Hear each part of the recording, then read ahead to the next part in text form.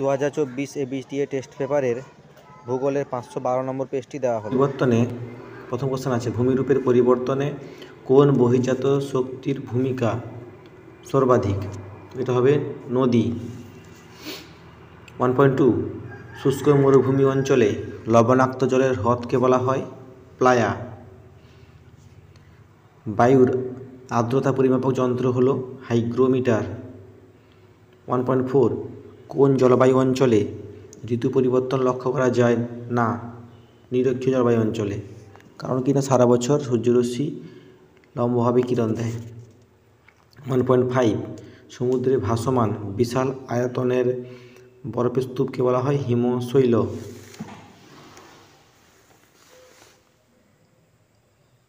তারপরে দেখো 1.6, কোন স্থানের জোয়ার ভাটার প্রকৃত ব্যবধান হলো 6 ঘন্টার বেশি। 1.7, একটি বর্জ্যের উদাহরণ হলো তার। 1.8, আরাবল্লী সর্বোচ্চ শৃঙ্গের নাম হচ্ছে গুরু শিখর। 1.9, ভারতের বৃহত্তম নদী পরিকল্পনা হলো ভাকরানাঙ্গাল। 1.10, ভারতের শীতকালীন বৃষ্টিপাত দেখা যায় করমণ্ডল উপকূলে। 1.11, দাক্ষিণাত্যের মালভূমি অঞ্চলে দেখা যায় রেগুর মৃত্তিকা, যেটা কার্পাস চাষের পক্ষে খুবই উপযুক্ত।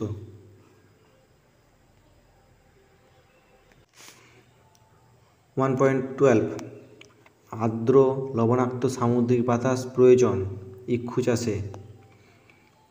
1.13, ভারতের বৃহত্তম মোটর গাড়ি নির্মাণ শিল্পকেন্দ্র হলো গুরগাঁও। 1.14, উপগ্রহ চিত্রের ক্ষুদ্রতম অংশকে বলা হয় পিক্সেল। বিভাগ ক্ষয় দেখো শুদ্ধ অশুদ্ধ।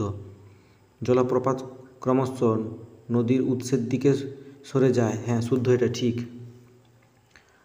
বায়ু 2.1.2, বায়ুর গতির সমান্তরালে শিব বালিয়াড়ি প্রবাহিত হয়, শিব বালিয়াড়ি গঠিত হয়, হ্যাঁ ঠিক এটা।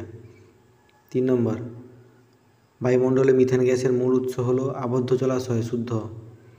4 নম্বর, সমুদ্রে উষ্ণ শীতল স্রোতের মিলনে ঘন কুয়াশা সৃষ্টি হয়, ভুল, মগ্নচড়া সৃষ্টি হয়।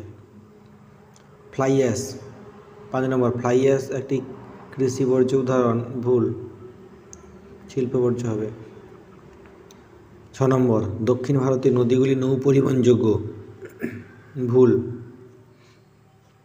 উত্তর ভারতের নদীগুলি নৌ পরিবহনযোগ্য, কারণ উত্তর ভারতের নদীগুলি বেশিরভাগটাই সমভূমি অঞ্চলের মধ্য দিয়ে প্রবাহিত হয়েছে, কিন্তু দক্ষিণ ভারতের নদীগুলির বেশিরভাগ প্রবাহপথটাই পার্বত্য অঞ্চলের মধ্যেই থাকে, তাই নৌ পরিবহনযোগ্য নয়। 7, উপগ্রহ চিত্রে বনভূমিকে লাল বর্ণে দেখানো হয়, হ্যাঁ শুদ্ধ। তারপর দেখো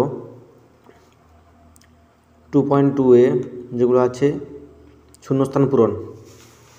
2.1 আছে, নদীর গতিবেগের সঙ্গে বহন ক্ষমতা বৃদ্ধি অনুপাতকে বলা হয় যে সূত্র, তাকে বলা হয় ষষ্ঠ ঘাতের সূত্র, ষষ্ঠ ঘাতের সূত্র।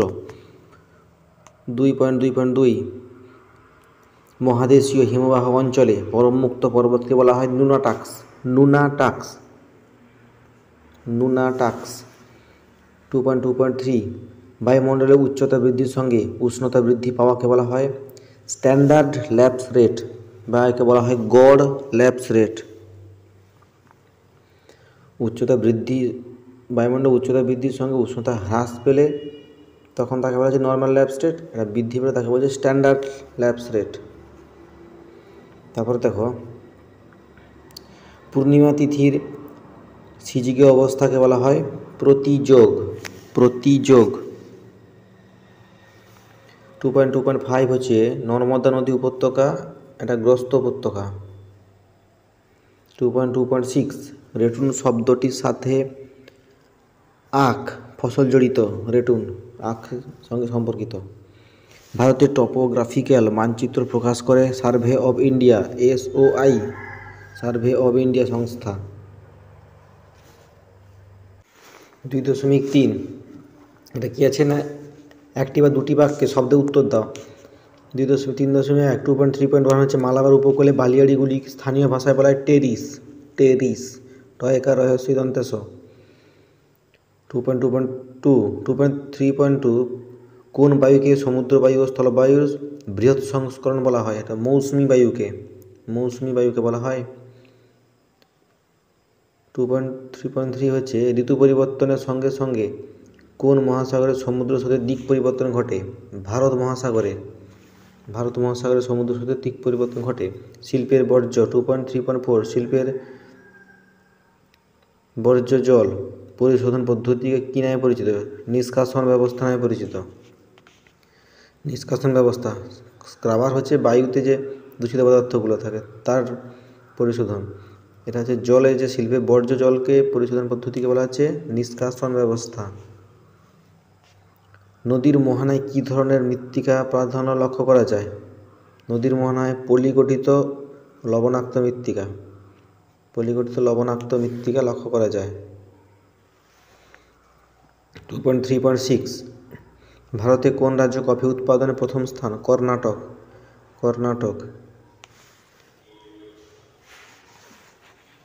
তারপর দেখো 2011 সালে জনগণনা অনুযায়ী ভারতে সর্বাধিক জনবহুল রাজ্য হলো, এটা হবে কি না উত্তরপ্রদেশ। 2.3.8 কোন মানচিত্রে সমোন্নতি রেখার সাহায্যে ভূপ্রকৃতিকে বোঝানো হয়? এটা ভূবৈচিত্র্যসূচক মানচিত্র বা টপোগ্রাফিক্যাল ম্যাপ। আচ্ছা 2.4 দেখো বাম দিক ডান দিক মেলানো। কারেওয়া জাফরান চাষ হয়। আঁধি হচ্ছে রাজস্থান।